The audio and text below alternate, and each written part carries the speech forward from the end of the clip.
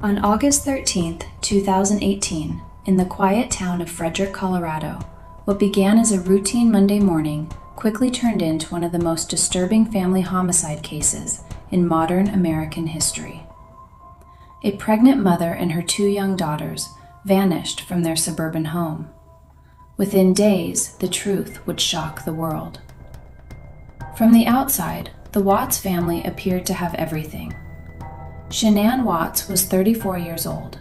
She was active on social media, sharing videos of her daughters, Bella and Celeste, celebrating milestones, birthdays, and everyday moments. Her husband, Chris Watts, worked as an operator for Anadarko Petroleum. He appeared quiet, reserved, devoted. Their home in Frederick, Colorado was clean and modern. 2 little girls filled it with noise and energy. Shanann was also 15 weeks pregnant with their son, whom they had already named Nico. Online, they looked like a happy, growing family. But behind closed doors, serious problems were building. In 2015, the Watts family filed for bankruptcy, citing tens of thousands of dollars in debt. Although they tried to rebuild financially, money remained tight. There were HOA payments overdue, mortgage pressure, credit card debt. At the same time, their marriage was deteriorating. Shanann had recently traveled with the children to North Carolina for several weeks. During that time, Chris began distancing himself emotionally. He started going to the gym more frequently. He lost weight. He changed routines, and then he began an affair. Chris Watts started a relationship with a coworker. He told her he was separated. He told her he was nearly divorced. None of that was true. Meanwhile, Shanann sensed something was wrong. Text messages later recovered showed her confusion and fear about losing her husband. She had no idea how close she was to tragedy. In the early hours of August 13th, Shanann returned home from a business trip around 1:48 a.m. A neighbor's surveillance camera captured her entering the house. She would never leave alive. Later that morning, she missed a scheduled OB/GYN appointment. That was unlike her. Her friend grew concerned when calls and texts went unanswered. By early afternoon, police performed a welfare check at the Watts home. Shanann's purse was inside. Her phone was found between couch cushions. Her car was still in the garage. The children's car seats remained in place, but Shanann, Bella, and Celeste were gone. Chris Watts appeared on scene, calm and cooperative. He told officers he and Shanann had an emotional conversation early that morning. He claimed she took the girls to a friend's house afterward. There was no sign of forced entry, no visible struggle. But investigators noticed something unsettling. Chris showed little visible panic. That same day, Chris gave a televised interview standing outside his home. He asked for his family to come home. He said he missed them. He said he loved them. But viewers across the country sensed something was off. His body language appeared stiff. His affect seemed flat. There were no tears, no desperation. The footage would later go viral, analyzed frame by body language experts and true crime audiences. Behind the scenes, investigators were moving quickly. A neighbor, Nate, provided security camera footage from the early morning hours. The video showed Chris backing his work truck into the driveway, something he did not normally do. For approximately 45 minutes, he loaded items into the truck.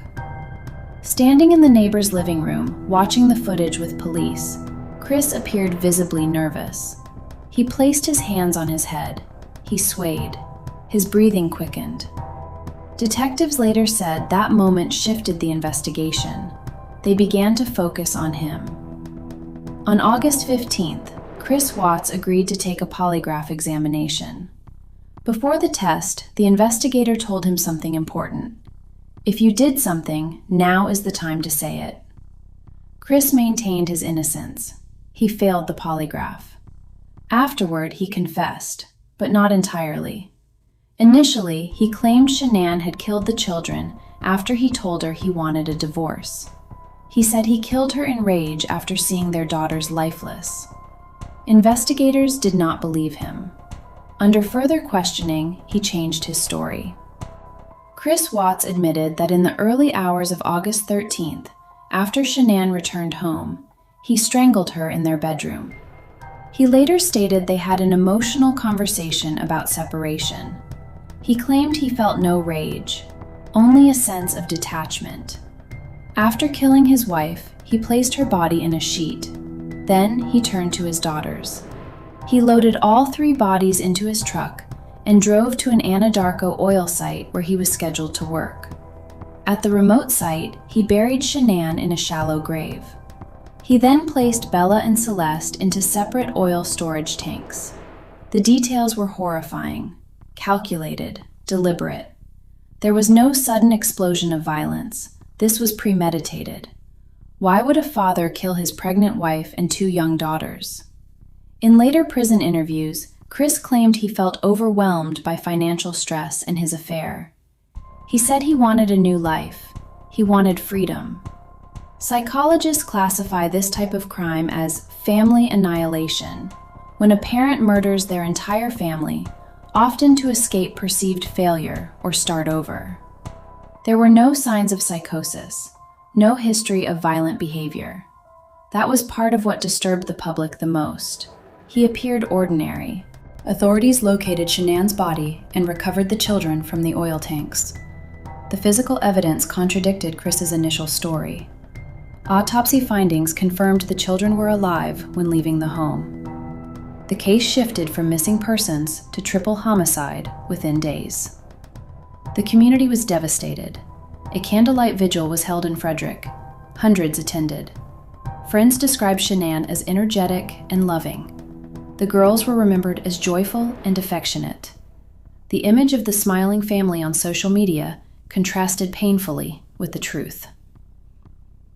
On November 6, 2018, Chris Watts pleaded guilty to 3 counts of first-degree murder, unlawful termination of a pregnancy, 3 counts of tampering with deceased bodies. There was no trial. He was sentenced to 5 life sentences without the possibility of parole, plus additional years. During sentencing, Shanann's family addressed him directly. Her mother said she had trusted him, that she had loved him like a son. The betrayal ran deeper than the crime itself. In early 2019, Chris Watts gave a detailed confession to investigators from prison. He described the killings with chilling calmness. He admitted planning aspects of the crime. He even revealed that Bella had asked, "Daddy, are you going to do the same to me as you did to Cece?" That statement became one of the most haunting elements of the case. It confirmed premeditation. This was not a random act of violence. There was no masked intruder, no chaotic crime scene. It was a suburban home, a family, a father. The Watts case unsettled people because it shattered the illusion of normalcy. There were warning signs: financial stress, emotional withdrawal, an affair, but nothing that predicted such brutality. The crime was not driven by hatred alone, but by a desire to erase responsibility. That psychological aspect continues to be studied. The case sparked discussions about family annihilators, the impact of financial pressure, social media image versus reality, narcissistic personality traits, covert resentment. Experts note that many family annihilators are motivated by control, a belief that if they cannot maintain the life they envisioned, no one can. Today, Chris Watts remains incarcerated in Wisconsin, serving life without parole. Shanann, Bella, Celeste, and unborn Nico are remembered by their families and community. The Watts family case is a reminder that appearances can be deceiving. Behind closed doors, reality may look very different. And sometimes, the most terrifying crimes are not committed by strangers, but by those closest to us. This documentary was created using verified court records, official investigative documents, and publicly available evidence. No fictional elements were added. All details presented reflect documented facts of the case. Thank you for watching.